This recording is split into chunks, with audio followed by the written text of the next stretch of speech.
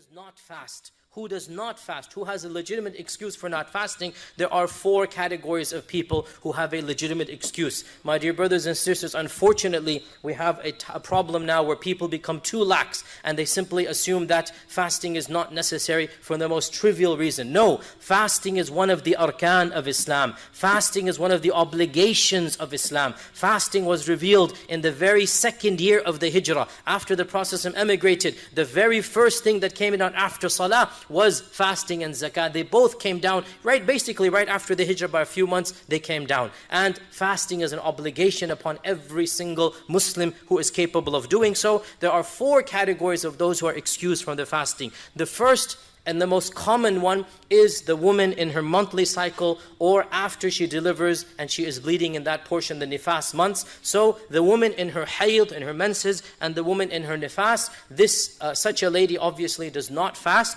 and she makes it up later on. Now, my dear sisters in Islam, do not play around with the sharia of Allah. Many sisters are lazy. When their menses finish, they think they can delay the fast simply by not performing the ghusl, by delaying the full ritual ablution. Allah Azza wa Jal knows when your menses finish, and you know as well. And when your menses finish, the very next day you must begin your fast. In fact, if your menses finish even 5 minutes before the Fajr Adhan, the time of Imsak, and you know the sign which is the whitish discharge, if your menses finish 5 minutes before the Adhan of Fajr, then legally, even if you do not take the ghusl, you must fast that day. So keep this point in mind and monitor the end of the month. You all know your cycles, you all know your routines. Towards the end of the month, monitor and realize that if it finishes, wake up the day that you think it's going to finish. Wake up before Fajr to make sure that in fact it has finished or not finished. Because if it has finished, then that day is obligatory on you and it is not allowed to play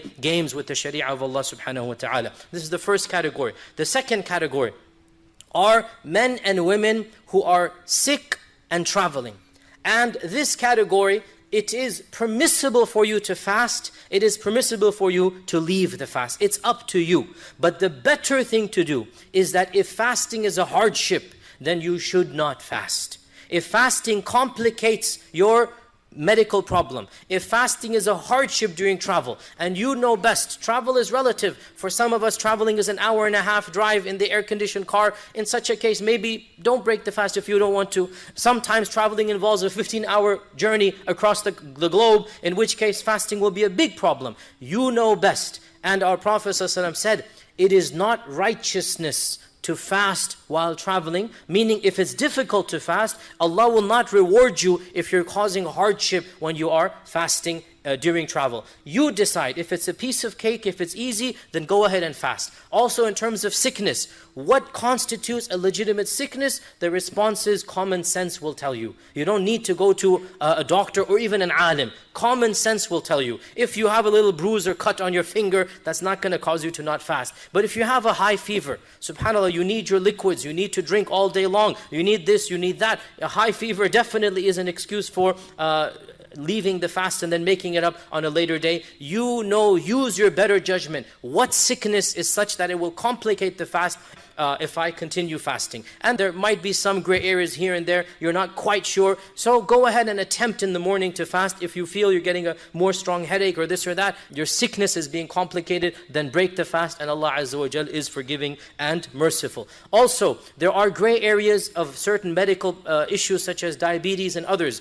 I cannot give you a blanket fatwa. Go to a Muslim doctor. And why do I say Muslim doctor? Because a Muslim will understand the obligation of fasting. Not that we don't trust a non-Muslim doctor, but a non-Muslim does not understand how important fasting is. A Muslim doctor will understand how important fasting is. So if you're diabetic, or if you have a chronic illness in this regard, go to a Muslim reputable doctor so that the Muslim doctor can weigh between, in your case, if you have a heavy meal with these and these ingredients, and then you break your fast at the appropriate time, inshallah it's okay. So the Muslim doctor can tell you this.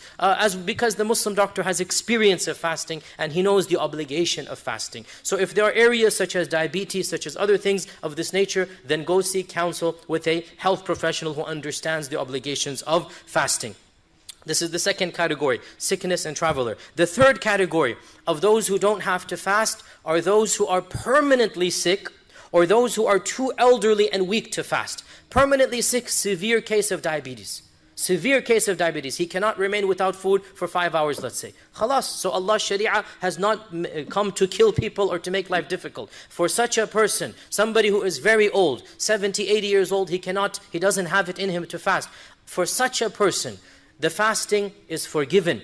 And he will have to give a fidya, which is feeding one person 1 meal per day that he doesn't fast. And the average fidya in America is between $8 to $10. If you want to be safe, give 10. If you give $8 a day, no problem. And you have to give fidya according to the land you're living in. Don't calculate fidya based upon Pakistan or Bangladesh. Calculate fidya based upon America because you're living here. You may send it to Pakistan or Bangladesh, but it has to be $8 a day, not 8 rupees a day, because you're living in this land. So your fidya is calculated according to this. And this is the third category. The final category, and then we conclude our first khutbah. The final category is the category that's a bit of an ikhtilaf over, and that is women who are pregnant and women who are feeding children.